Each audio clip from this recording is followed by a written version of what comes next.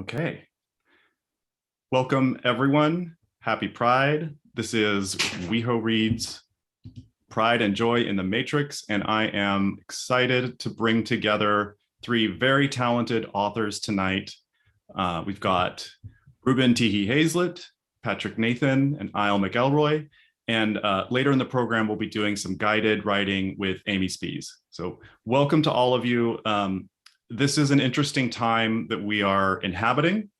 We can look around and see a lot of very concerning and scary stuff.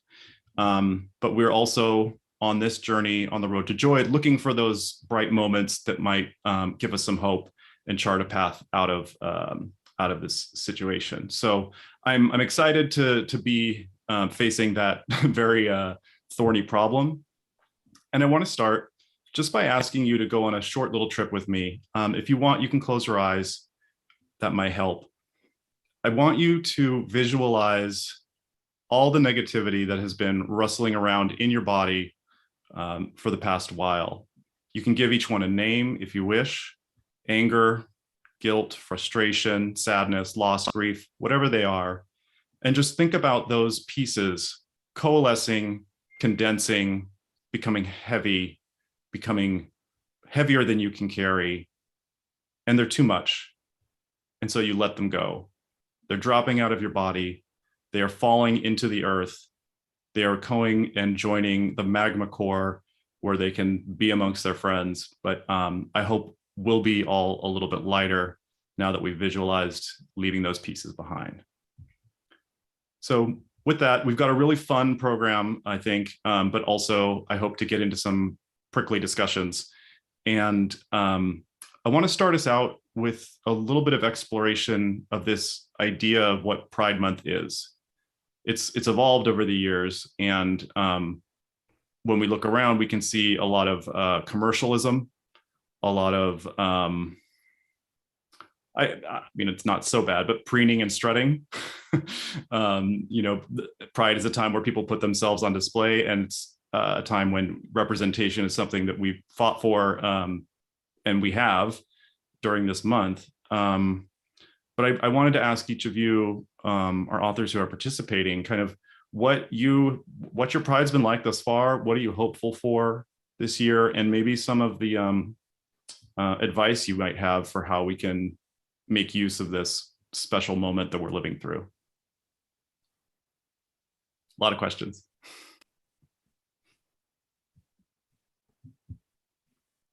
Okay, I guess I'll start. Yeah, sure. So, because I've been traveling back and forth between the United States and Mexico the last couple of weeks, I've actually missed Pride where I live, and was a little bit disappointed about it. But I think one thing that I just thought of that is actually kind of exciting is that like this year, like Pride gets to be like very, very personal for me, like much more about me as an individual, myself, and going inward, which reminds me of the very first Pride that I ever attended. Like it was a very big public event, but it was such a personal turning point for me. And it was as much about being out and being visible as it was of like actually for the first time in my life celebrating something inside me that I thought was wrong. And so I think this year that's what I'm trying to like hold on to is like celebrating the thing inside me that society had groomed me to believe was wrong, even though it's totally not. And so you don't need a big parade. You don't need banks and corporations to reaffirm you. You know, like that validation, that reaffirmation can come from you, and it's free. Um,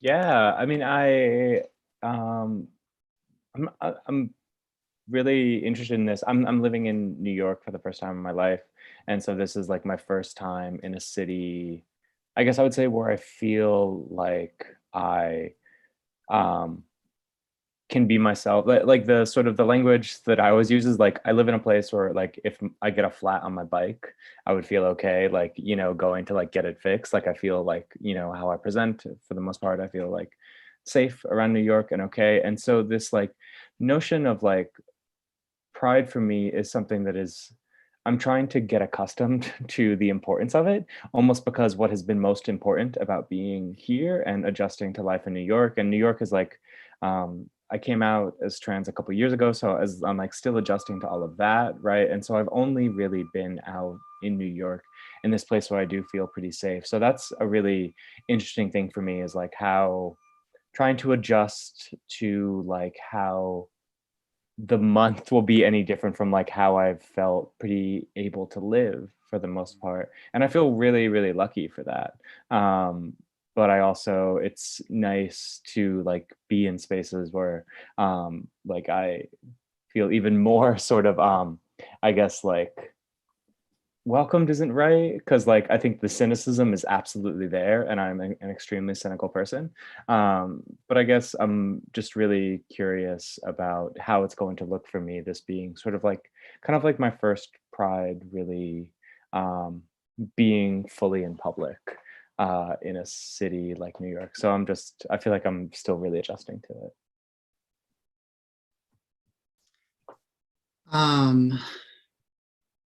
How do I feel?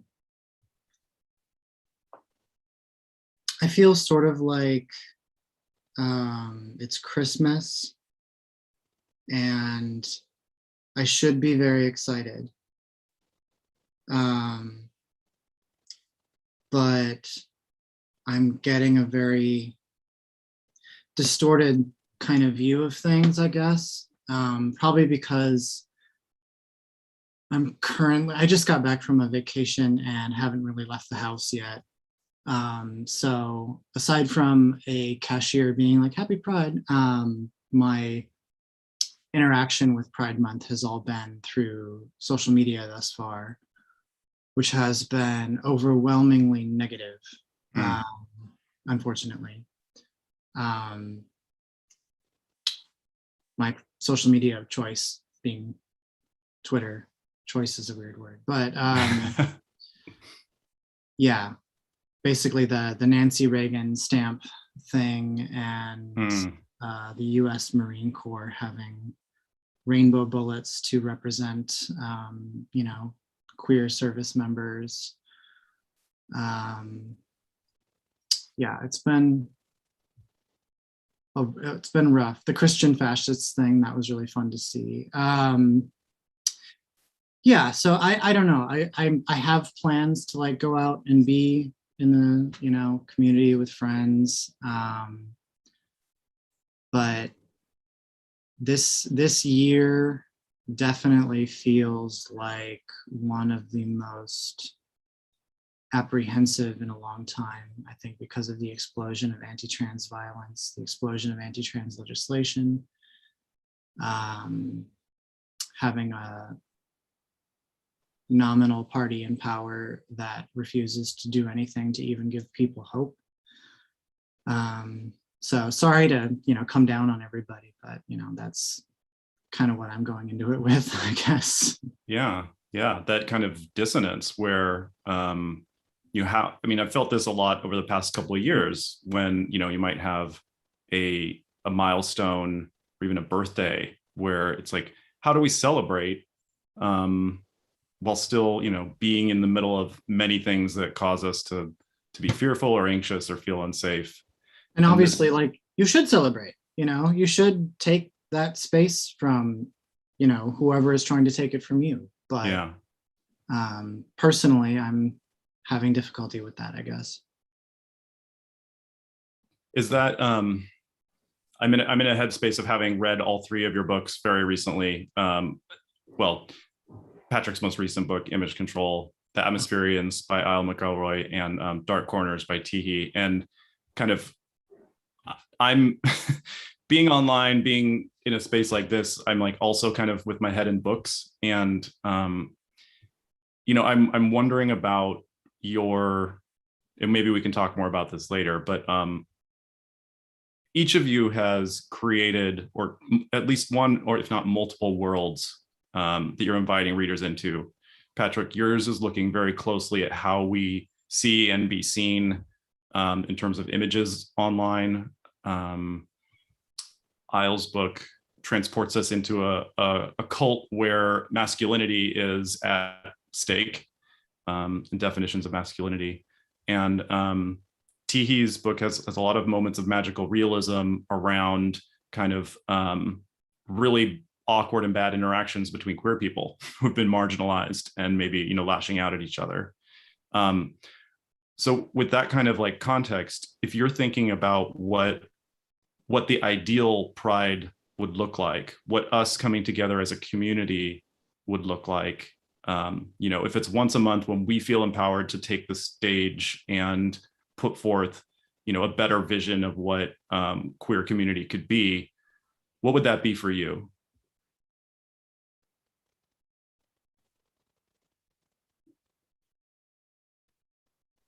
So I've spent the last month, and this is also like the weird thing, right? I've spent the last month doing interviews with a lot of trans chefs for a piece that I have coming out about like how they're trying to reshape the industry. And obviously it's going to be a piece that is slated with pride, right? So it seems like this type of thing that, I would hope would be like evergreen, like just how these chefs are like fundamentally changing an industry that has been so toxic and like cishet and so like masculine and abusive, right? Mm-hmm.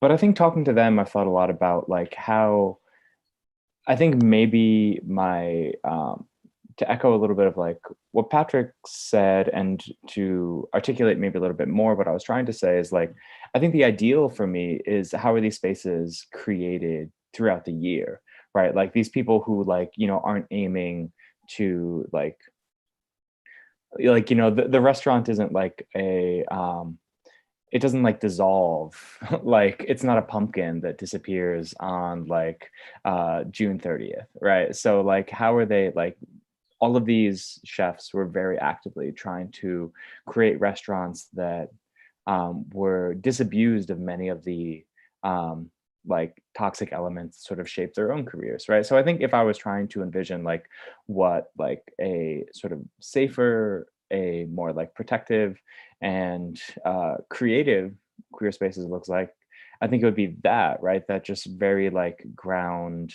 work, like everyday sort of activity. Yeah.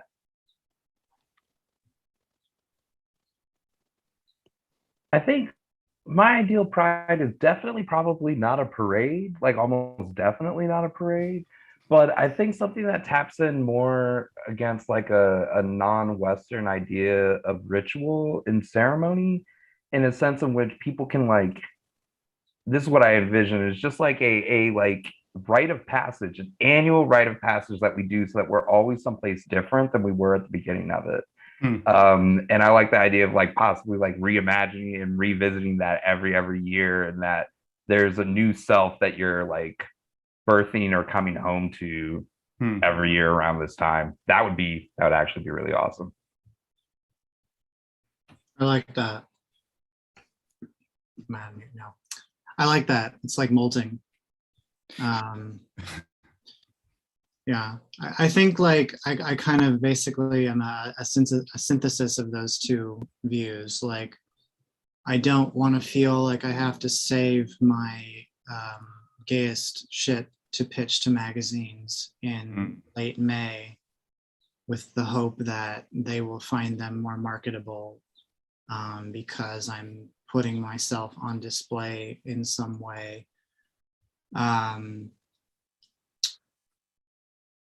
Yet, I think there is something, nice in honoring what you are and what you've done and how you've changed. Yeah, I love that idea of transformation and finding that ideal throughout the year, not just at one moment in time. Well, we'll come back to these topics later on, but I do now want to shift us a little bit. We're going to hear now from Tihi, who's, I believe, selected a piece of writing which has a long and interesting history. Oh, yeah. So with the theme of pride and joy in the Matrix and like, this idea of queer experience, how it exists online, I was trying to find something that I've written before because it's always easier than writing something off the spot. And I stumbled across the very first essay I ever had published. It's nonfiction. It was published in 2008 in a literary journal, and that no longer exists. I do have to have a brief disclaimer here. There is some graphic depiction of sex and some graphic language, and it does involve somebody in the armed services. And since this was written during the time of Don't Ask, Don't Tell, that person's name in every visible or identifiable marker has been altered to make sure that their anonymity is protected. All right, great. So this is an essay called Worlds Away. Marcus sits on the edge of my bed one night in January, his bulky arms stretched down to his pale, work-rough hands resting on his knees. I'm sitting next to him. He stares down at his shoes. Marcus says, I've never had sex with a guy before, and I want to with you so bad, but I don't know how to start. I run my hands through his short black hair and kiss his cheek. He holds my face in his hands, looks into my eyes, and then down at my lips. He kisses me, and it starts. After, he says, I had no idea men felt like that inside. Did you like it? I asked. Marcus shakes his head yes, like an eager little boy. I ask him if he wants to spend the night. Marcus has PT at Fort Stuart in the morning, so he says he can't. But then he says, do you think I could finger you some more? I liked feeling inside you.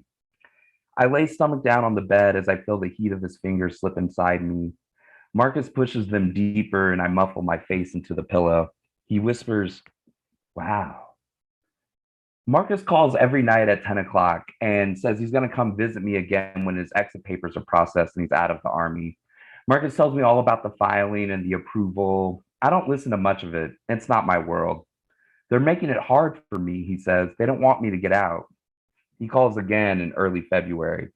I got my orders. That's great, I say. You're getting out? No. Marcus breathes into the phone. They're sending me back. Didn't you say you weren't supposed to go more than 3 times? They told me I was done after this last tour, but now they're saying they don't want to train someone else to take over my job, and the orders came down before they could process my exit papers. Once I asked Marcus about Iraq, if he'd ever seen combat over there.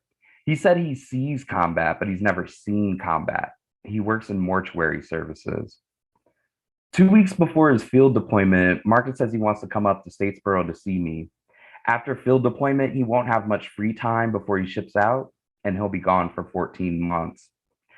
There's a girl in my class whose fiance is serving in the Persian Gulf. The bumper sticker on her gas-guzzling SUV says, half my heart's in Iraq. I don't want to be that girl, so I tell Marcus not to bother driving up here. I'll be too busy partying. Marcus sends me an instant message in April before the end of the semester. He talks about the base and the guys he works with, protocols, don't ask, don't tell. He says he misses his gay friends. This isn't my world. I tell him to look me up when he gets back. Over the summer, my mom gets a job at Hunter Air Force Base in Savannah, but her training is at Fort Stuart. She works in the pharmacy. I drive into base with her a few times and wait outside the hospital as she's doing paperwork. I hadn't thought about Marcus in months, but on the base, I can feel the ghost of him. I see his face on the young men in their camo outfits. Trucks dusty like his are parked in front of the on-base housing.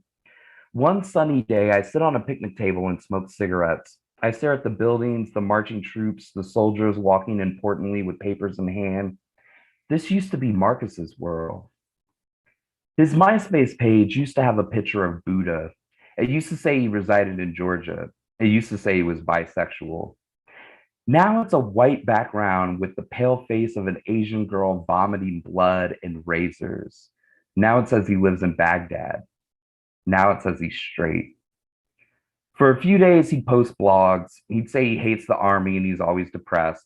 He'd say it'd be easier if some of his so-called friends talked to him every once in a while. He'd say, if I can check my MySpace page a few times a month from fucking Iraq, then you guys could at least send me a message when you see me online. It's not like I stopped existing. I wanted to write him a long, heartfelt apology. Instead, I just wrote, I'm sorry, Marcus. I was on Fort Stuart the other day with my mom. I thought of you. He messaged me the next day. I miss you. Most of my online conversations with Marcus begin or end with cybersex. Marcus is always sad. He's always lonely. He packages dead people in a war-torn country. I can't blame him, but I can try to make him smile or make him forget. He talks about touching my body, and we rehash the one night we spent together. I blush when he types all the things he wants to do to me because they're written in the future tense. When I see the small yellow smiley face on my I picture him smiling, and I feel good about myself. I don't support the troops. I support one trooper. In August, Marcus signs on and says, I won't be able to get online for a while. He's going with some sort of convoy to somewhere so he can check out some new facility. He says, I might see combat. Be careful, I type. You have to come back to Georgia after all this. Remember that. He says, I will, don't worry, but keep me in your thoughts. I'm not one of those war wives who hold candlelight vigils or join online groups. I would never own an SUV, and even if I did, I wouldn't slap a bumper sticker on it. I think about Marcus during those weeks, but I also get drunk at gay clubs and sleep with other men. I tell the guys I hook up with about Marcus. They don't call back. When he gets back online, I ask him if he's okay. I'm fine. I saw some combat. Are you okay? What happened? I saw combat. Well, what did you see? Combat. Neither one of us types anything for a few minutes. Then he types, so how's your summer been? There's an 8-hour difference between here and Iraq. That makes it hard to catch each other online, especially during the school year. The day before Valentine's Day, I get an IM from him. Happy Valentine's Day, he says. Aw, I type back, thank you. Happy Valentine's Day to you too. I wanted to be the first person to wish you happy Valentine's right at midnight, but he did his math wrong. It's 11:01. Thank you, I type back. I stare at my computer screen for a few minutes and then I type, Marcus, will you be my Valentine? Yeah. Will you be mine? Yes. I'm coming back home in July. I'm finally getting out of the army. Sometimes I imagine the Hollywood version of Marcus coming home. I see him filling up his truck with gas while the radio's playing some pop hit, something upbeat with a sappy romantic angle. The song keeps playing as he drives into town, and then it switches from the radio to the movie soundtrack as he pulls into the parking lot of my dorm. The song comes from everywhere now. I throw my cigarette out and run down the stairs. I'm smiling wide, but Marcus is the smooth, reserved one. He's smiling just a little bit. I run up to him and he grabs me and we kiss like that 1940s picture of the sailor coming home. Fade to black, roll credits. But sometimes I imagine other endings. I see PTSD gripping him in the middle of the night. I see cold sweats, tears. Marcus's eyes moisten like a little boy who skinned his knee when he falls off of his bike, except that bike is some sort of roadside bomb or insurgent or the dry, mutilated face of a poor kid from Arizona who didn't want to take out loans to pay for college. Marcus looks like he did a little over a year ago, sitting at the edge of my bed, nervous, staring at his shoes, wanting so much yet not knowing how to start. One night, I had a dream that I went to Iraq to give some social justice speech. In my dream, I was this really important figure, so I was well protected, bodyguards, and all of that. I had a tight itinerary, but being rebellious activist me, I told the military liaison no. I told him I wanted to see a soldier. There was some scrambling about, people got on the phone and told other people to get on the phone, but then they brought Marcus in to see me, and we asked for some alone time. In my dream, Marcus held my hand and said he wanted to show me something. He had a favorite spot in Iraq no civilian had ever seen. We walked out into the desert toward old ruins, sun stripped the same color as the sand. Behind it was a small cliff, and inside was the largest tree stump I had ever seen. It was the size of my entire dorm building. Marcus said, civilization started right here between the Tigris and the Euphrates. That tree, that was the first thing to grow out of the Fertile Crescent. I cried at the sight of it. In my dream, Marcus kissed my forehead and said, I don't want you to worry about me. Don't change your life around for me. I don't even want you to wait for me if you don't want to. Just know that I'm going to come home safe. I wake up and I get online. I hadn't heard from Marcus in 2 weeks, but this morning he signed on. Hi, sexy, he said. You were in my dream just now, I typed. Really? That's crazy. I had a dream about you too, Marcus says. We were lying naked on a beach in Miami. The sun was setting, and I was holding you. Thank you. Yay. Thank you. Oh, online long distance romance. Thank you, Tihi. That was fantastic. I feel also I've been a little bit transported to a few different places just now. Thank you. And next time you're in LA, look me up. So now is the time when I do the little bit of business. So what we should do right now is thank the powers that be that create this program and make it possible. So the City of West Hollywood generously funds the WeHo Reads program, and they're presenting this series. So that is a huge round of thanks and applause to them for creating quality content. We should also thank our sponsors and media partners, the UCLA Writers program, UCLA Extension Writers program is a financial sponsor, as well as Poets and Writers, whose mini grant program is fantastic. We should say that if you're in West Hollywood right now looking for a book, you can go to Book Soup and buy, you can buy Dark Corners by Reuben D. Hayslett. You can buy Some Hell by Patrick Nathan. You can buy Image Control from there too, which is fantastic. And the Atmospherians, you can buy, I have it on my phone, but you can buy a physical copy from them as well. Oh, there it is. Al's got it. So Book Soup, you know, it's a valued local indie bookstore partner.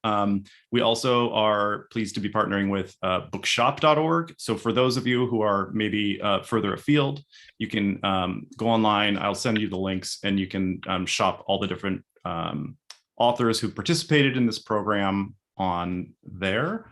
And I should say the LA Review of Books is also helping us get the word out. So thank you to them. That's my spiel. Later on, I'll tell you about the next event coming up, which happens later in September. But for now, I'm going to ask Mike Che, who is the WeHo Arts coordinator, who is the engine that runs this program, to talk about the program. And also, he's going to walk us through the land acknowledgement. So Mike, go ahead and let me know when you want me to pop that up on the screen. Sure. Well, first of all, thank you, Cody, for organizing this, and thank you to all of our readers for joining us and all the audience members. This is a program that is mainly funded by the City of West Hollywood. Of course, we can't do that without the support of our City Council and Mayor, so thank you to them for funding this, of course. We should acknowledge that the land that West Hollywood is located on is the traditional lands of the Gabrielino Tongva and Gabrielino Kizh peoples. And I know that everyone is coming from different places, so I encourage you to look up who are the native people of your lands at nativelands.ca. So this is part of our WeHo Read series, which is our literary series for West Hollywood, but it's also part of the City of West Hollywood's WeHo Pride LGBTQ Arts Festival. I actually oversee this 40-day LGBTQ Arts Festival. It's really funny that we're talking about pride and joy in the matrix, because this year we are half in person, half doing virtual events, and we had to move completely to virtual over during the height of the pandemic. So it's interesting about how community can be built online. I'm going to do a couple shout outs for some programs that I would like to just call attention to that are part of this festival. We have a series of short films that are called the Stuart Timmins West Hollywood History Tour. For those of you who don't know about West Hollywood, it is a young city, a small city. It's only founded in 1984. First city in the US to have a majority openly gay city council, and it is 40% LGBTQ according to the last community study we did. So we celebrate Pride all the time, of course, but we get real into hyperdrive in June.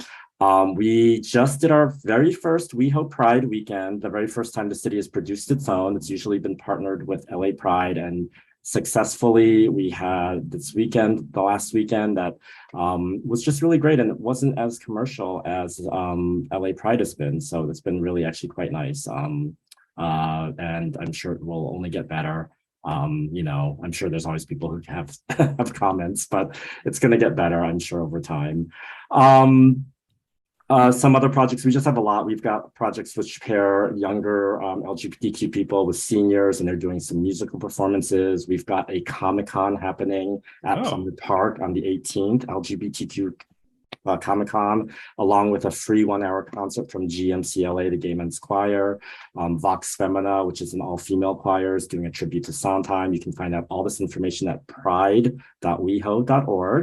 And then one of my favorite projects, it's partly because I had a hand in creating it. I invited our current poet laureate to apply for a grant, doing his current practice, which is interactive typewriter poetry, doing custom poems. So he created a group called Pride Poets. They were out at Pride all weekend, typing on typewriters for people and doing custom poems. They will be doing a hotline, so all of you can dial in on this upcoming weekend from 11 a.m. until 2 p.m. Pacific time on the 11th, and then a nighttime one from 11 p.m. to 2 a.m. on the 12th, in case you're a drunk and you just need to talk to a poet in the middle of the night and get a custom poem. I'm gonna take 2 minutes and read a poem that I got this weekend from one of the poets. I love that. Yes. And so basically you can choose any topic that you want. I actually saw one of our Pride poets in the chat, in the audience earlier, to Carla, but this is not by Carla, this is by a different poet. The topic I gave was my very first and second Prides, which happened in New York. The first one I stumbled upon accidentally. I was meeting a friend and I went to Greenwich Village and just saw it going by, and I did not show up for my meeting with her, and I just followed all the way to the end and took all the things from all the booths. And then the second one, by then my friend and I had started a gay club at our high school, and we marched in the parade, and I remember spray painting the banner in the hours right before the parade, like trying to get it done in time. But this is by one of the Pride poets. It says, "For Mike, pride of my youth, my shy and coy pride was a visitor on the side. As I watched rainbows and smiles staring back at me, I wondered what my life could be. I followed them, so free, so joyful, all the way to the end. As I cheered my way back to self-love, young, scared, and overwhelmed. The next year I stood up and I yelled my pride, my way. I became the rainbow. I was the joy and the smiles. This time I shone my light, tired, sunburned, and gay. I shine bright like the rainbow." So thank you. Yeah, so please call the hotline. You can find that on the website. And thank you to all the readers, and happy Pride to everybody. Thank you, Mike. Tired, sunburned, and gay. That hits close to home. Thank you for that. And next, I'd really like to move us along. We're going to hear from Alex McElroy. And I believe Alex will be reading from their book, The Atmospherians, which I just finished yesterday and I very much enjoyed. So this is a treat. Thank you, Cody, and thank you, Mike. That was great. I am continuing to change my mind. So I'm actually not going to read from the book. So I think after hearing Tihi, I wanted to maybe read an essay instead, that I think would actually be a little bit more on topic versus the scene that I had planned reading from the book, which, by the way, looks like this. So anyway, so this was published in February in Elle magazine. And it's about trans people falling in love. So there's going to be some interviews, some quotes and stuff like that come through in it as well. Okay. Growing up, I developed a clear idea through TV and movies how to think about trans people. I believe trans people were duplicitous. I believe they were pariahs, I believed they were worthy fodder for ridicule, but never, ever worthy of love. But I also knew that I was trans. It took me until I was 30 to come out. When I did, I was terrified of how people would treat me. To a friend, I came out over text, my lead buried beneath apologies for even sharing the news. A week later, he took me out to gay bars to show me around. Over coffee with another friend, I muttered, I think I might be trans, after a half hour of blundering small talk. That afternoon, she gave me a tote bag full of makeup. That makes sense, my mom said over the phone. Nearly everyone in my life was supportive, and in hindsight, my trepidation seems a little excessive. 3 years later, I can hardly remember the intensity of my fear. That doesn't mean they were unfounded, however. They were valid for all the predictable reasons that prevent trans people from living safely. The first time I ever went out femme in public, for instance, a car followed me around the block. The third time, my partner, one of the first people I dated after coming out, bragged about doing whatever she wanted to me without consent. Both occurrences were scary, but they were, I believed, what I should have expected. Blatant and implicit transphobia is too often the air that we breathe. J.K. Rowling continues to attack trans people online, despite having everything better to do. The BBC recently ran a fear-mongering piece about cis women being pressured to date trans women. In 2019, Human Rights Campaign declared the killings of trans people a national epidemic, in particular, the killings of Black trans women. The murders of trans people have only increased since that time. My greatest fear, however, was a bit more mundane. I was terrified no one would ever love me. Worse, I believed I wasn't deserving of love, or that the love I received would come with certain provisions and impediments. I'm hardly the first person to have this concern. Jules Gill Peterson, a professor based in Maryland, told me she was prepared to resign herself to a life of isolation after transitioning. Quote, one of the many transphobic lies that we're told in this culture is that trans people are isolated and not lovable, she told me. These lies are largely made up of tragic tales of rejection and violence. I don't want to give the impression that it's not hard to be trans in America. Over the last year, dozens of states have introduced anti-trans discrimination bills, many of them targeting children. Trans people have a harder time accessing healthcare and housing. Nearly 1 in 2 of us will be sexually assaulted in our lifetimes. But for Gill Peterson, dating has, quote, helped her get over that internalized messaging really fast, end quote. Translation, people found her hot. Though I'm too shy to call myself hot on the record, my experience has been similar. Thanks to the popularity and critical acclaim of work like Detransition Baby, Framing Agnes, Gender Reveal, and so much more, the stories of trans people are finally being rewritten. So for Valentine's Day, I talked to some trans writers and artists about falling in love, the unique joys of loving while trans, the sexiness of it, the moments of self-reflection and growth. Cis people do not know what they are missing. A.E. Ellsworth, a novelist based in Portland, met their boyfriend, the writer Alex Marzano-Lesnevich, online a little over a year ago. Not on a dating app, but through a DM.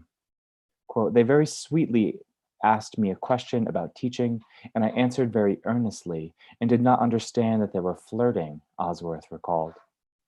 They mostly dated cis people before meeting their boyfriend and naively assumed dating a trans person would mean reaching a magical state of pure understanding. That is a very sweet way of being wrong, Ellsworth joked.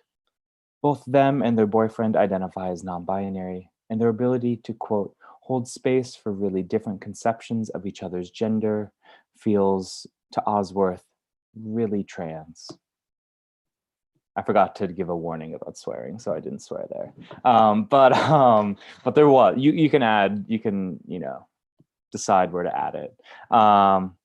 Freer is the word that Frankie de la Cretes, a sports writer living in Boston, used to describe how their relationship changed since they came out. Freer in the sense that they can explore their identity without fear of rejection. Freer as in hotter and more exciting and intimate. Their partner is transmasculine, and when the two started dating, de la Cretes identified as a queer cis woman. When they came out, however, their partner wasn't surprised. I think he saw me for who I was before I saw myself, they told me. There's something really beautiful about that. Portland novelist M. Lund met her partner at a party in 2005. A decade into her relationship, her partner came out as genderqueer. A few years later, while walking her dog, Lund realized she wasn't cis either. And when she told her partner, after completing the walk, she assured me, they were nothing but loving and supportive. The first dresses Lund wore belonged to her partner.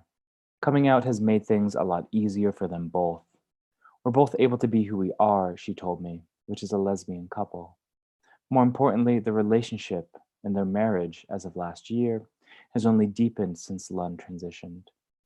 Quote, when you share yourself with someone and you have a good relationship with that person, you can't help but grow closer and fall more in love. I felt the same way in my current relationship. Before we went on our first date, my partner knew I was trans.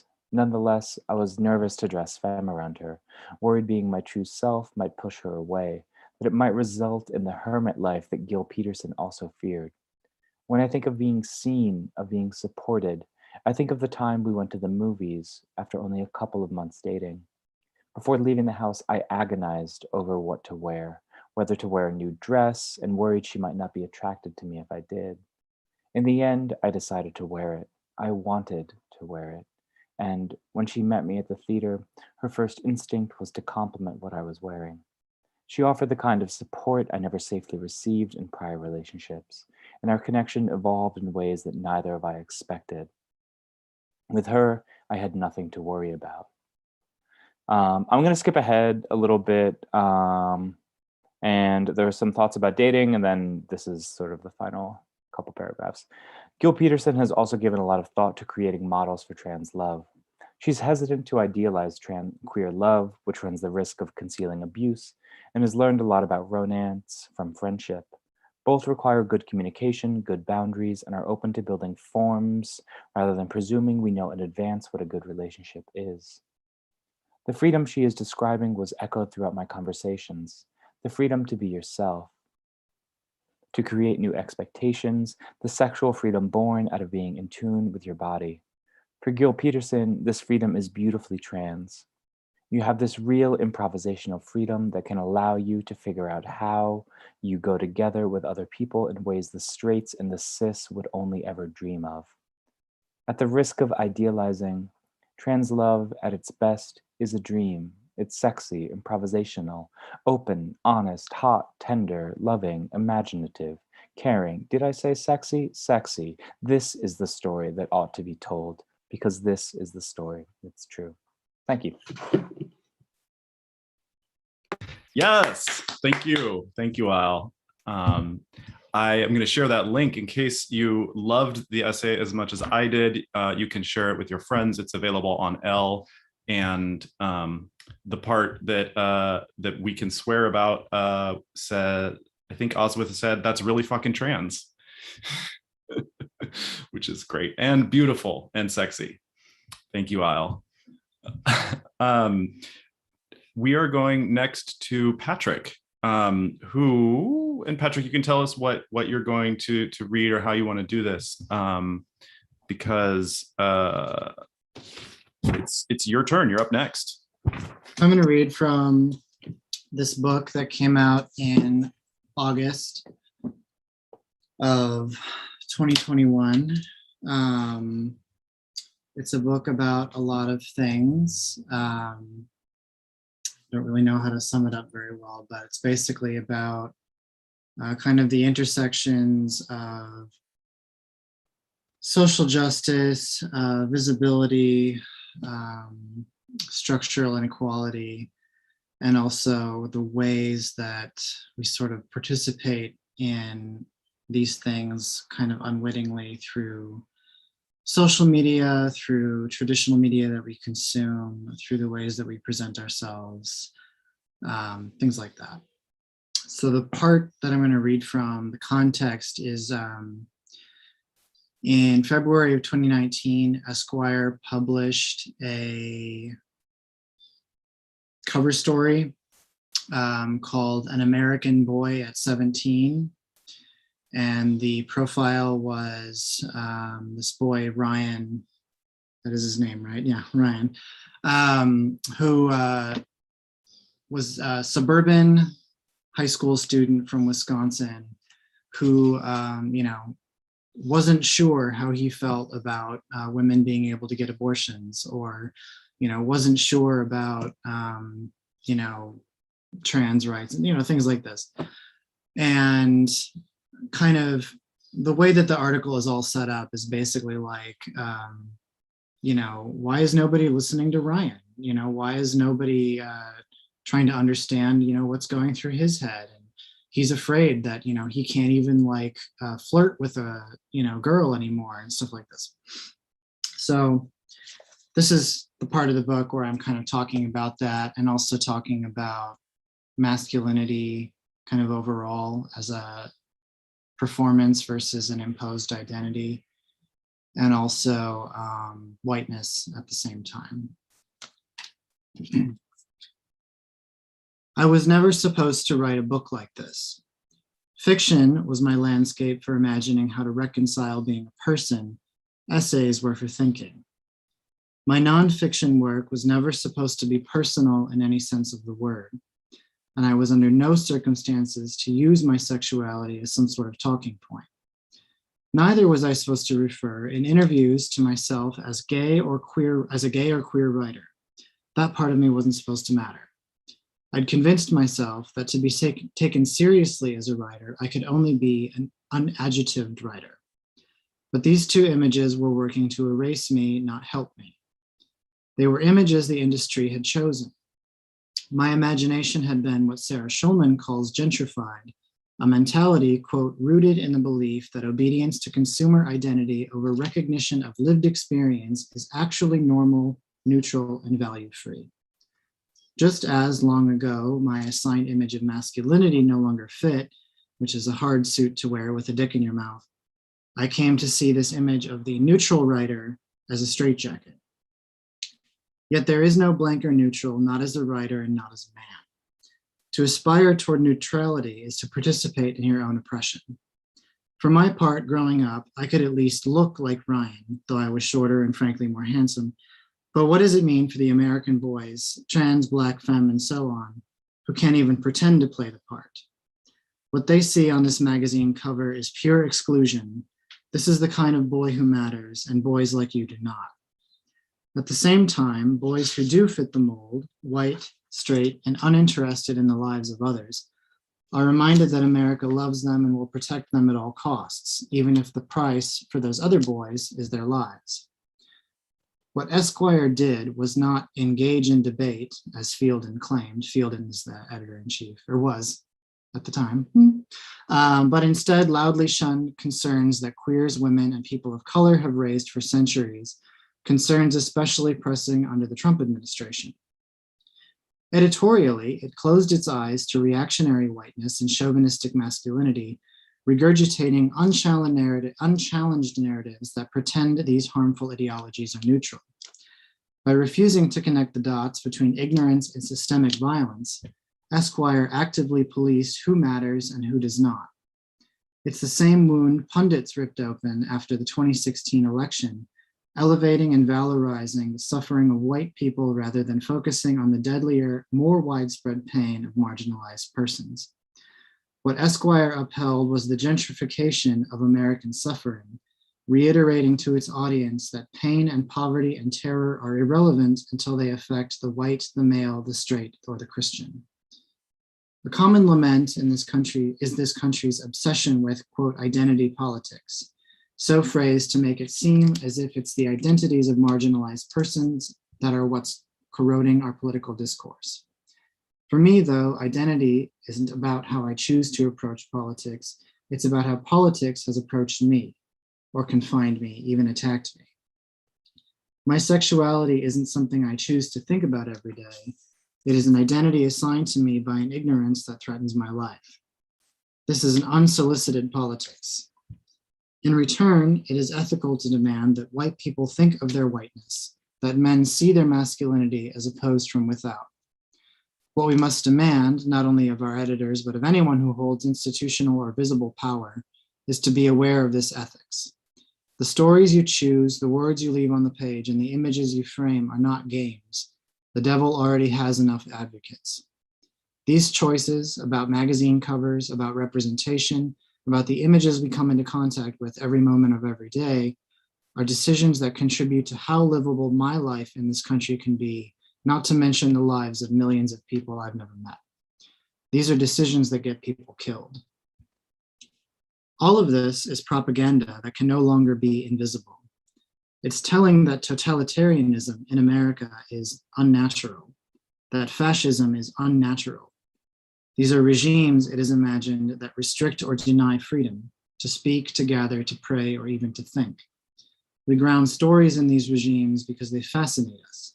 We want to understand how human beings would allow such total control, not only over their lives, but their imaginations.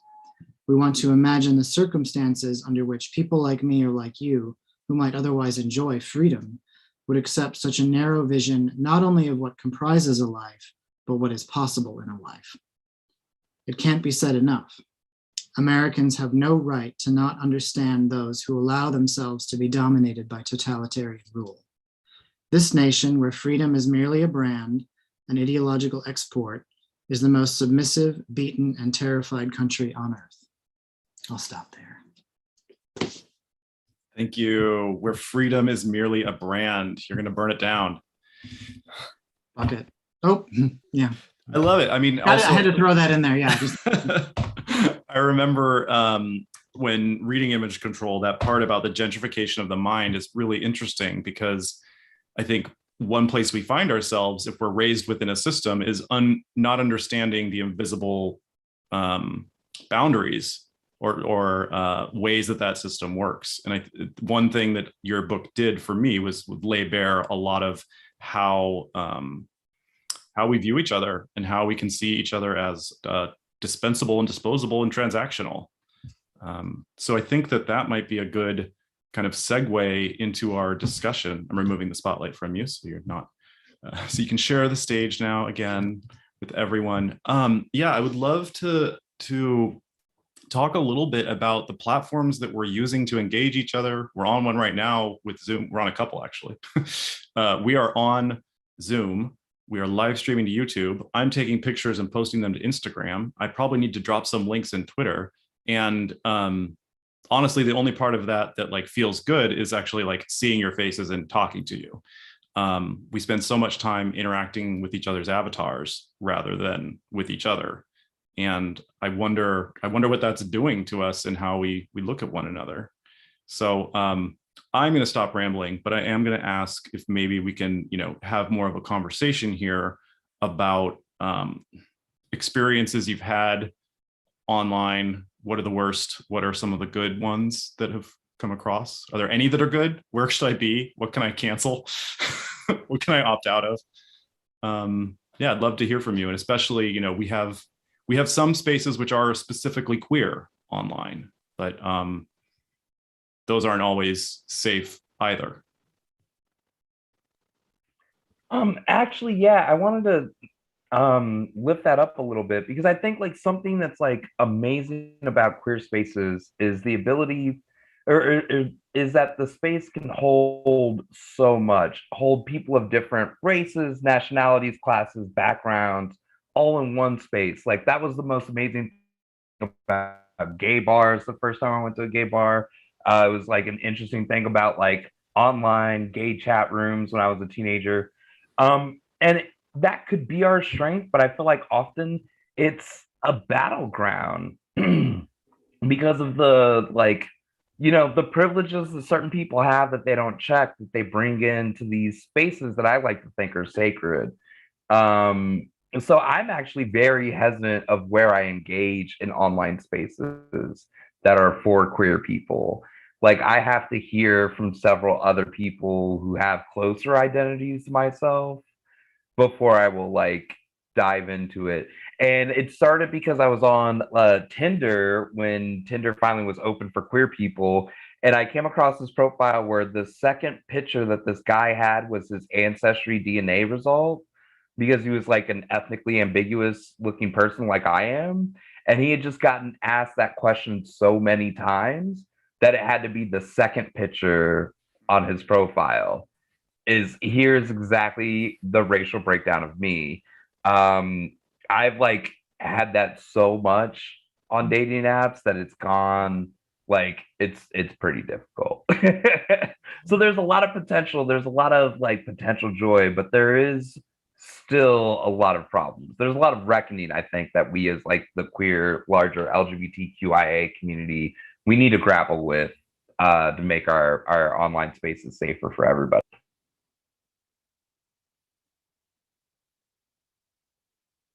The idea that the reaction to getting that question so much is to just proactively put it out there rather, I mean, it's a little bit heartbreaking.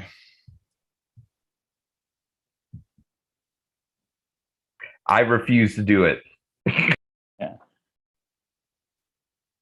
So what? I mean, I'm resisting the impulse to like put Patrick on the spot. I will not. Do it.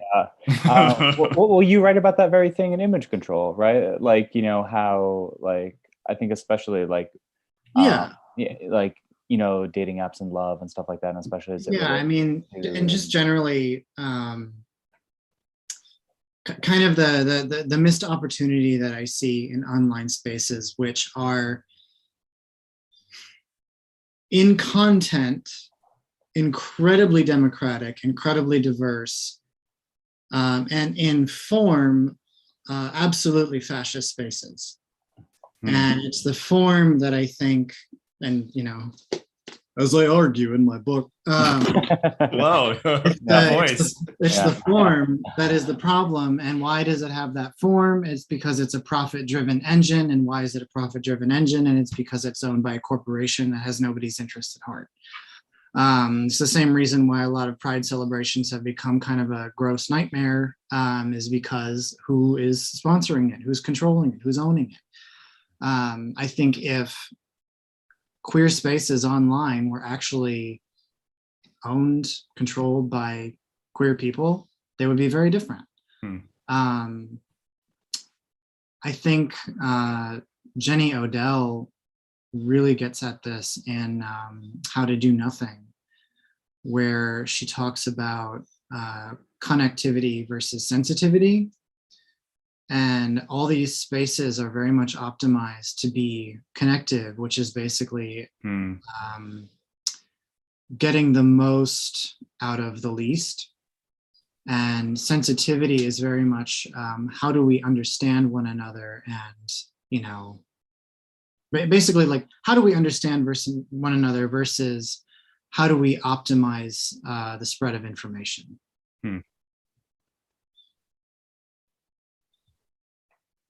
Yeah, we just need to be more sensitive. Yeah,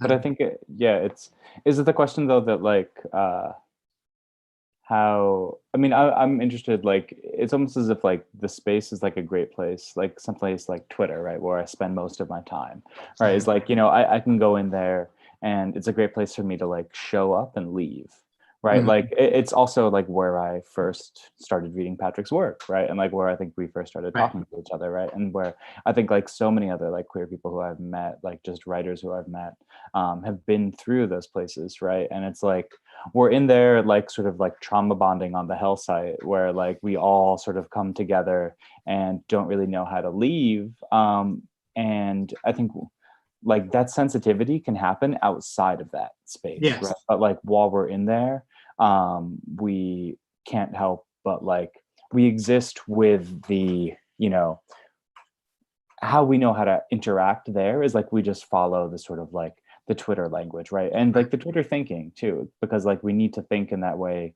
in order to speak in that way, right? So that shapes so much of like how we're interacting. But I found like the conversations that you and I have like offline, Patrick, are so different from the conversations that we have. Like we don't really even like have conversations online, right? Like they're just likes or like compliments and stuff like that, right? Which is very different from I think the extremely sort of like sensitive communication that we can have like in private, one-on-one text, whatever. Yeah. Right. Yeah, this is why I'm like, I get really nervous because I'm not very much on Twitter. Actually, I'm not at all on Twitter. I have a Twitter account that's collecting dust. But like I've had so much trauma in my life that I've gotten to the point where the idea of like trauma bonding online with people in like a non-tangible way is like not good for my own mental health.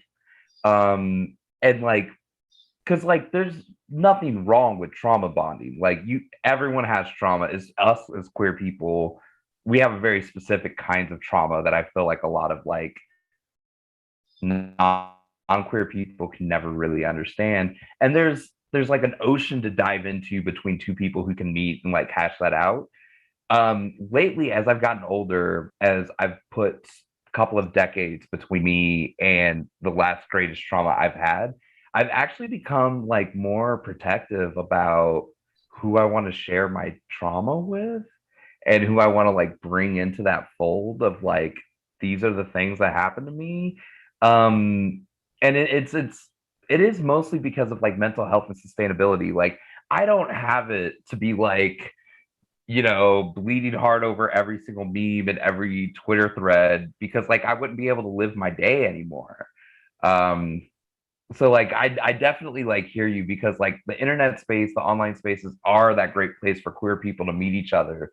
And I think like my thing is like it can't just only be trauma bonding, right? Like there has to be something else because like that to me doesn't feel sustainable.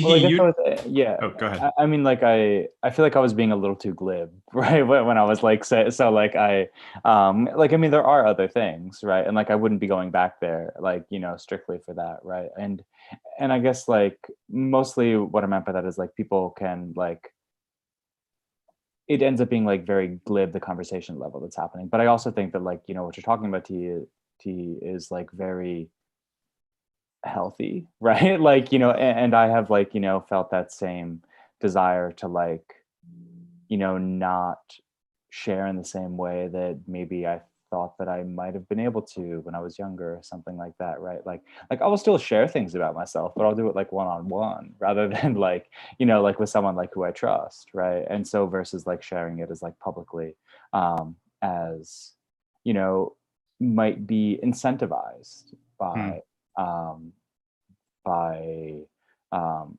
someplace like Twitter or something like that, right? And I think it's all just like who. I think the big question, and this is also is just who is gaining from that sense of uh, you know oversharing or trauma bonding, right? And it's like you know I've gotten some good friendships, but like I'm not as rich as Jack is, right? Like you know, so that is I think that's something that I try to keep in mind too. Of just like who's benefiting from my pain and how am I complicit in like helping them make more money off of my own pain, which I think is like also something that I think about all the time when I write. You know, like as you know, Patrick sort of joked about like saving my most like my gayest pitches for like end of May. Like I think the question is also like my most like incendiary or like dramatic pitches as well, right? And I think that like even if we're not talking about like how we're acting on like social media platforms, I think just like how we constantly represent ourselves publicly, which is like a much longer conversation that people have been having way before this panel. So like I'm just sort of cribbing from like a lot of things that have already been said. Yeah. It was a really interesting comment that came in through the Q&A from Elizabeth Koyman, who was one of our panelists last time we got together, about people who love digging in other people's trauma. I thought it was really insightful about how, you know, the sensitivity is different when someone is looking to experience another person's pain versus what you're left with after someone's, you know, emptied you out. And then it's like, in a lot of ways, even to just cut racially, the ways in which, because I've worked in like progressive political activism sphere for over 10 years, the ways in which like people of color are expected to just show up and just like trauma vomit in order to be like given any sort of legitimacy within the movement is like kind of a lot. And it bleeds into other factors of things too, which is also the thing that is like the internet could be an amazing space to just like completely unfiltered be yourself. But as long as we have capitalism and as long as we have like white supremacy and anti-blackness, like it's not going to be the freest place for everyone. And it would be really awesome if it was the freest place for everyone. Yeah, I mean, it's the old joke that you have to like lead with all the bad things that happened with you to have legitimacy on a topic, right? Like as of this person, as of that person. I know. And look at it. Look at how successfully the right has co-opted that dynamic. For so long, neoliberalism has taught us if you want to speak on a topic, you have to prove what the phrase that Sarah Schulman uses is your eligibility for compassion. By saying, you've been hurt, so you have to open yourself up and show how you've been hurt. And now, basically, since the Obama presidency, people on the right have figured out very much so that if they portray themselves as victims, as silenced, as hurt, as censored, as intimidated, they'll get op-eds in the New York Times or the Washington Post. I think the whole thing about cancellation and student free speech is, I don't want to say fascinating because it's actually incredibly boring, but a really great example of this kind of co-opting of the language of the victim. You have somebody claiming that they've been silenced, publishing 3,000 words in the paper of record. Yeah. Who's really silenced you? I mean, it does kind of speak to the need for a different kind of politics, if moving away from that as the mode. Ooh, I like what Tihi says. Canceled equals manufactured crisis. Yes. Right. Yeah. Exactly. Like engineered for the most pity and the biggest mouthpiece. We have just a few minutes left. For those of you in the audience, if you're on Zoom or YouTube, you can put a question in the chat and our panelists will be happy to address it. Are there any good places out there? Tihi, I remember that early in the pandemic, you and Lisa Kastner did this like storytelling show. And it sounded like such a fun way to like keep doing something, but also kind of exercise a creative muscle. How was that?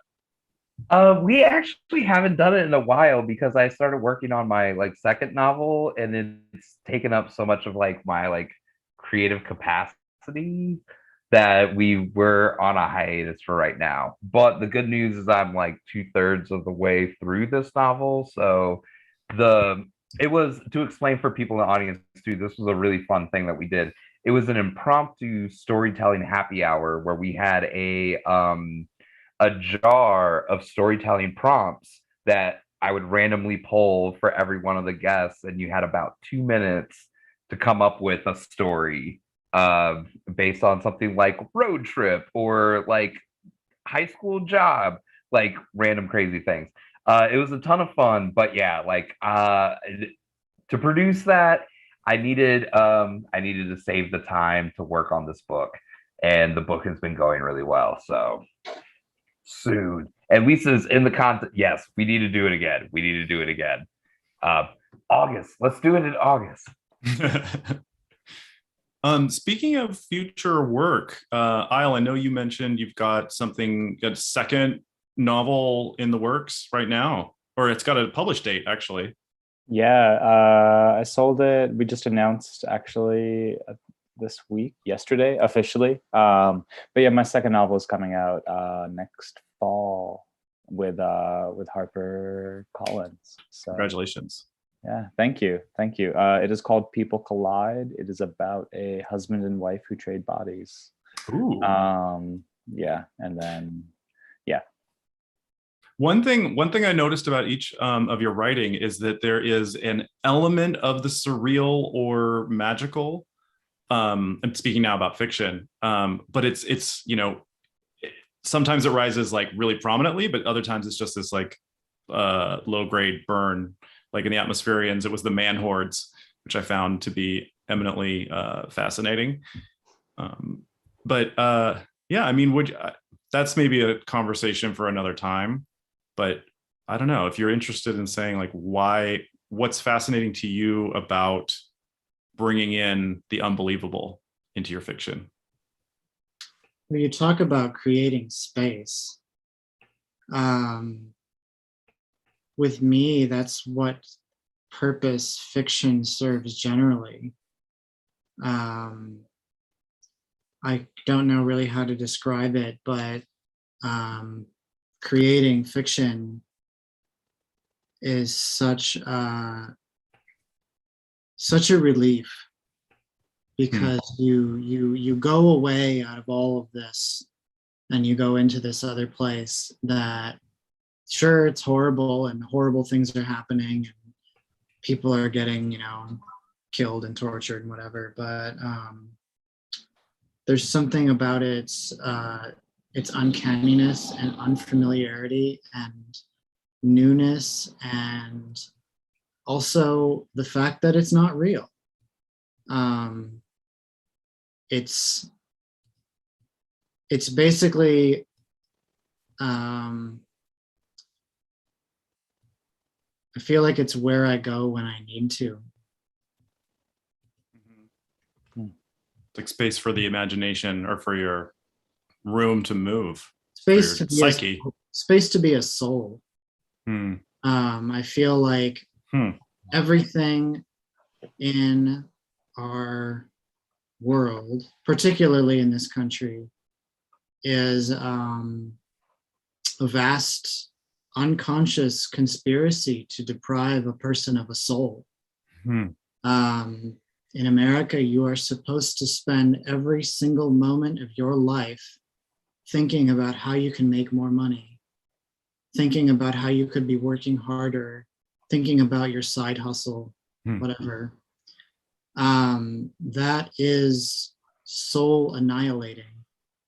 There's no sanctuary, there's no opportunity for the sacred. I'm not a religious person, but there's something that has been stolen from people under such out of control capitalism that it invades the deepest recesses of your inner life. And to me, fiction is that space. Yeah. I think with magical realism and even things like new fabulism or speculative fiction are born out of the fact that we live in really unreal times, right? The things that we create are often a reflection of what's going on. A lot of early magical realism came out of Latin America around all these revolutions and all these different nations claiming their own independence, which was unheard of throughout centuries of colonization, right? So it's a reaction, it's a pushback against what's happening. And in the United States right now, we're seeing such a erosion of our institutions, erosions of norms. So this will, I think, actually usher in a lot more of this magical realism, of this fabulous thinking, because this is the ground that we live in. We live in a really crazy place, so why not write really crazy shit? Yeah. Yeah, I agree. But no, but no, I mean, I think to go back to the spiritual, right? Like fiction is the one place where even where I can I would say think without consequence, right? And the only consequence that I have are to the project itself, right? And I'm not I think when it's being done right, when I'm not writing and who will buy this book, who will read this book, right? Once those begin to infect my writing, it's completely different, right? But I think in the when I'm actually just creating and thinking and able to make those worlds, it's incredible, right? And I think what Tihi was also saying as well about yeah, I mean my also feeling is that nothing is ever really that out of the ordinary too. Like, and when we're talking about like creating like, you know, magical realism, it's like, this is a place where our thoughts are not sort of like reined in, right, or like hemmed in, right? And so like it's just an opportunity. Like magical realism is rising, maybe like to add on to what you're saying, Tihi, like not only because like so many things, like we're living through all these crazy things, but like we want an opportunity to be able to think freely, right? And like if fiction becomes a space to think freely when so little of our life is an opportunity to think freely, especially as we seem to be like, there's a likelihood of becoming increasingly like conformist in how we think and talk. As I was talking earlier about like how I talk on Twitter is like how I talk on Twitter, because that is like the language that must be spoken in order to be seen or like heard, right? Yeah. And so like, you know, fiction, we can be weirder because we don't have those same like impediments, right? And so there's an opportunity to be as like strange and like magical as we want to be, just because like it's a space where one of the very few spaces in our lives, and which I think is probably why we're so drawn to it, where like anything is possible. I love that. I love that. Well, I want to thank Isle, Tihi, and Patrick for their words, for their discussion. I would love to continue this. I would love to do it again. It's been great. Building on this idea of creating that space and the imagination and letting it run. One of the things we're doing with this series is trying to build in some creativity and healing and all that good, joyous stuff into every event. And so for the remainder of tonight's event, I'm going to hand it over to Amy Spies, who is a writing coach and a mindful writing and journaling workshop leader. And she is going to take us through, and if you've got a pen or a paper, have that handy. I would invite you to reflect on what we've heard tonight, think about how these words can sort of rattle around in your skull and maybe change the way you think about the world and yourself. And Amy's gonna lead us through to the end. So take it away. Thank you, Cody. And also, I just wanted to add on the magical realism piece, because I'm also have been a writer forever, and I've just written something, you know, I write magical realism sometimes, and I think it also, especially in these times, makes we live in such a disturbing place in so many ways, and life can be disturbing, and to imagine a whole other place is exciting.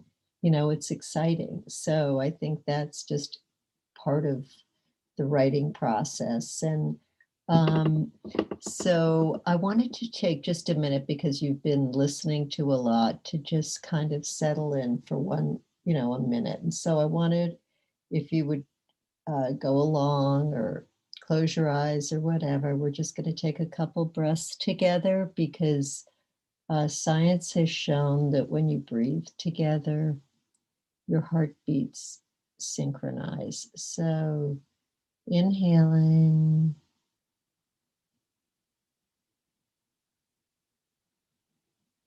and exhaling.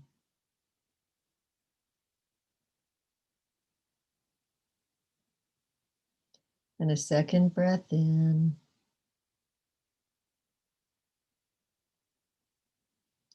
And out.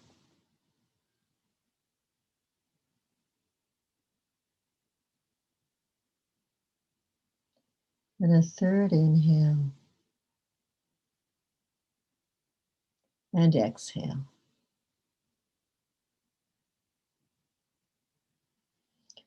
So Clarice Lispector, who was actually born in Ukraine, she was a Brazilian writer. She said, "So long as I have questions to which there are no answers, I shall go on writing." And I believe, that everybody is a writer. And I believe that self-expression is so important, and to emotional health. And I also think that we all have authentic voices. and that no one really can tell anyone else how to write, but that what can happen is that our own authentic voice can be brought out more. And so that is kind of what my mindful writing is about. As I said, I've been a writer. I've written, film, TV, everything. And, but I also taught writing, and I got very interested in, when I meditated, that the doubts that would rise in me when I would edit myself, question myself, would kind of temporarily settle down. And when I would write after that, sort of it was much more just flowing, and it was like it wrote itself for a time. And I just wanted to write, to keep writing from that place. So I thought that would be interesting to explore in teaching. And so I developed, I trained in teaching meditation, and then I developed a mindful writing program, and I teach it at universities. I teach it individually. I teach it at shelters for homeless individuals. I teach it in, globally in many, many diverse places. So I just wanted to give you a little taste of it, because I think you can do this on your own by just kind of settling yourself down a little, and maybe listening to a guided meditation, maybe listening to nature. And it can just be for a couple minutes, and then just start writing from where you are. And again, it's not talking about like writing from your head, it's writing from your heart. And from that, stories often flow. And that is where people who eventually get published and all that begin their stories. So I also wanted to share a couple of quotes from people before I lead a very brief meditation and then give you guys some writing prompts. So I wanted to share a few quotes from people who I think have moved me, and who write from this, what's going on inside them, rather than kind of thinking. And so Audre Lorde wrote, and she was a poet, she wrote, "I write because I'm a warrior, and my poetry is my primary weapon. In our work and in our living, we must recognize that difference is a reason for celebration and growth, rather than a reason for destruction." And James Baldwin said, "One writes out of one thing only, one's own experience. Everything depends on how relentlessly one forces the last drop from this experience it can possibly give. This is the only concern really of the artist, to recreate out of the disorder of life that order which is art." And Joan Didion, would often begin her novels, her fiction writing, with an image or a photograph. And she didn't even know who her characters were until the end of a first draft sometimes. Beth Brandt wrote of her indigenous tradition as a writer, "I must respect my ancestors. Without writing, I would be out of balance. Without the sacred, I would be alone. I am an oddity to sun. First Nations, lesbian, mixed blood, urban, not educated in Western tradition. We write as members of an ancient cultural consciousness. I feel that the gift of writing and the privilege of writing books holds a responsibility to be a witness to my people. Writing was and is medicine. It's the only thing I know that brings complete wholeness while it is making a visitation." And I love thinking of it as a visitation also, because you do, hopefully you'll see when you do some writing now, it can just flow like that. And I can read you some more. There's Walt Whitman has one, but I would rather get to the meditation. I'll read Maya Angelou. She said, "We write for the same reason we walk, talk, climb mountains, or swim the oceans, because we can. We have some impulse within us that makes us want to explain ourselves. That's why we paint. That's why we dare to love someone, because we have the impulse to explain who we are. And if you think about journal writing or stream of consciousness, if you were writing that about another person or a character, another character, you know, it would be interior, it would be character description. So it's beautiful to write that also, anything that comes out. And lastly, Federico Garcia Lorca wrote, "The artist, and particularly the poet, is always an anarchist in the best sense of the word. He must heed only the call that arises. I know there is no straight road in this world, only a giant labyrinth of secting crossroads." So, you know, when we do this, how do you begin? You begin right where you are. And so I'm going to lead a short meditation for about 5-6 minutes. And usually it would be longer, but I know their time is limited here, and I totally respect that. So just settling in, just make yourself completely comfortable. Your eyes could be closed or open. And then after the meditation, I'll offer some optional prompts, and you can write for as long as you want. If anyone wants to contact me, you can do it through my website, or Cody has my email. So closing your eyes, I'm going to ring a bell. And if you could listening to it till the sound fades away.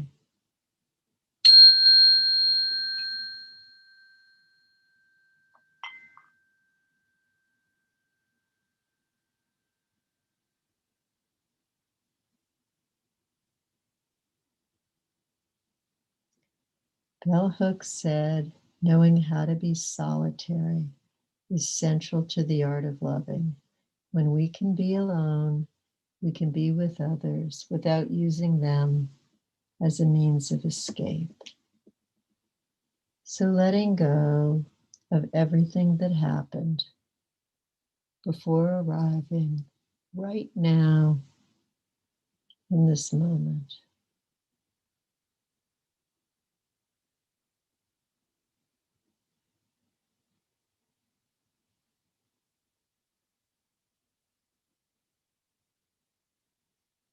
Dropping your awareness into the body. Just noticing how it is for you in this moment without judging. And knowing it may be different another time. Feeling the four corners of your feet on the earth that we share with all other beings. The air against your skin,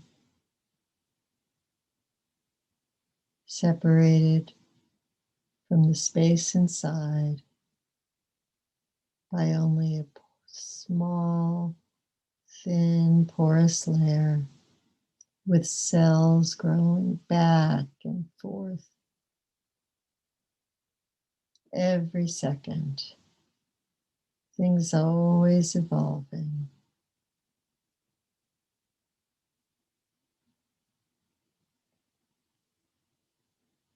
Maybe feeling the knots in your shoulder softening. Your body relaxing.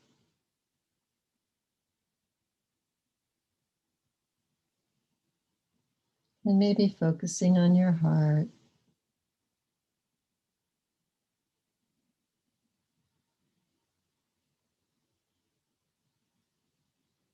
And asking yourself for it,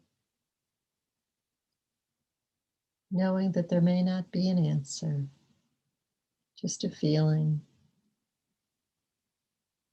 What really matters in this moment?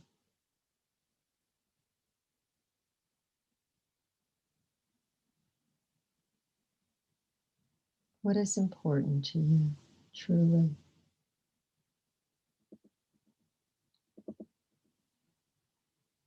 And you can focus on the breath moving through your heart, or the rising and falling of your belly, or the feeling of the air as it flows out your nostrils, maybe to the farthest galaxy, and back into your next inhale.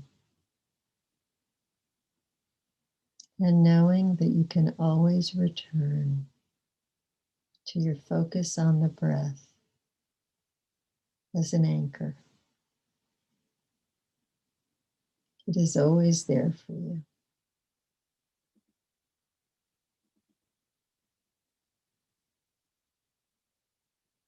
So following maybe your breath as the inhale turns into an exhale, back into another inhale.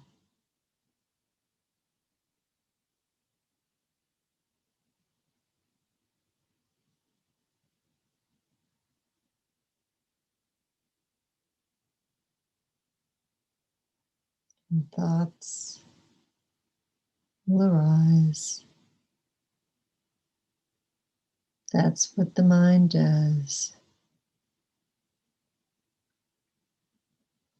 And when that happens, congratulating yourself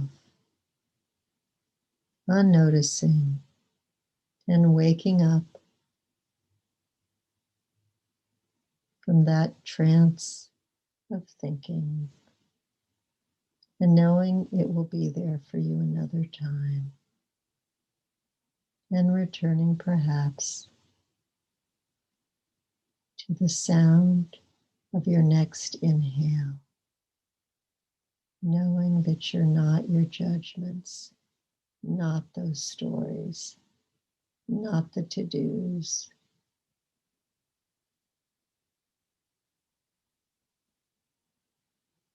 Maybe seeing if you can let yourself rest in the growing gap behind all the noise and the emotional weather.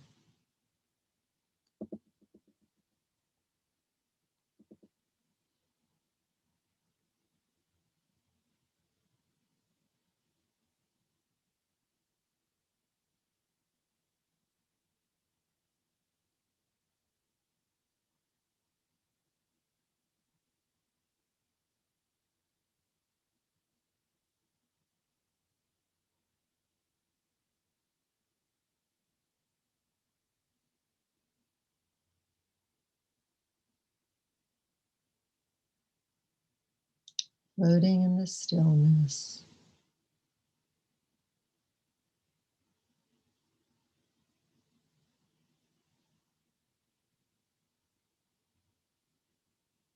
Of your growing awareness, which is your true home.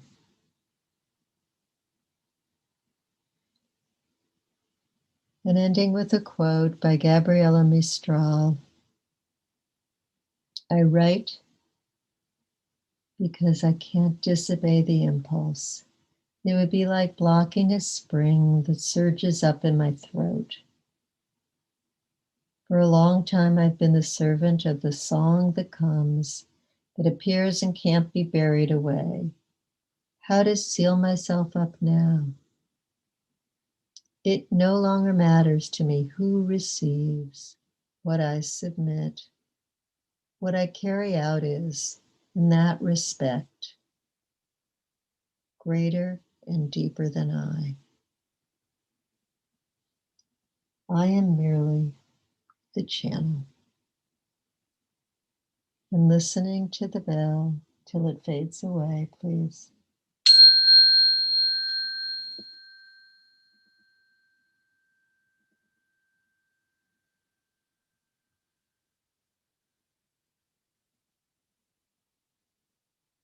So anyone can keep meditating if they want, but otherwise, opening your eyes, and I'll briefly describe the writing. It can be anything you want. You can change forms. You can do some fiction, some nonfiction. Like I said, stream of consciousness is wonderful. You can write a letter, notes. You can follow up the prompt, mix them, ignore them, create your own genre. Write with your heart, not your head. I invite you to not edit, not cross out, to write fast, not worry about punctuation, don't erase. If something seems outlandish, go for it.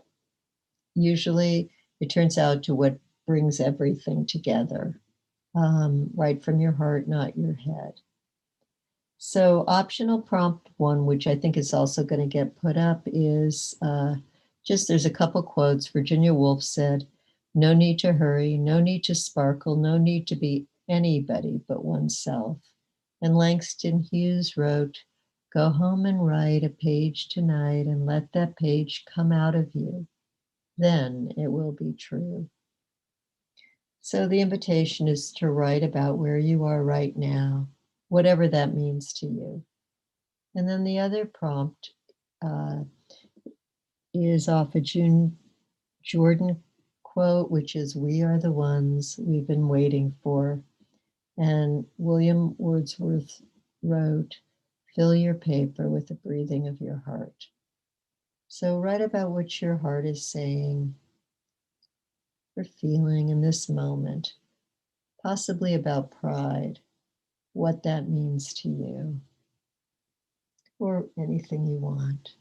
So enjoy. I'll ring a bell.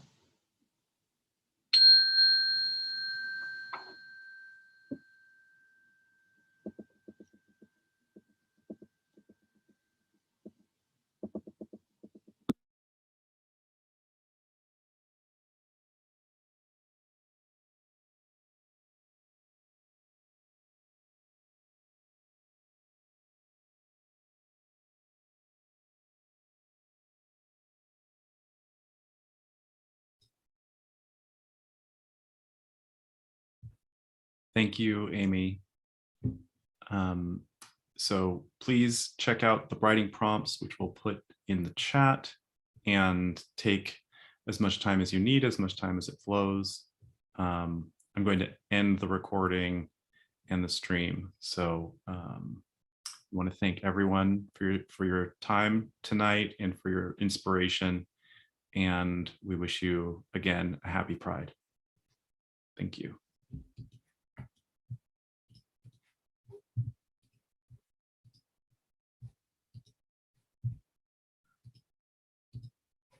I will also share what's coming up next. We have a bit of a break during the summer, and then we'll be back in the fall with a very exciting evening with Linnell George and Maricela Norte. And there's a really fun surprise that we have planned for this. We are going to be doing a photography contest. So we'll share more news about that later. But please continue your writing prompts. Thank you, everyone. You have a wonderful night.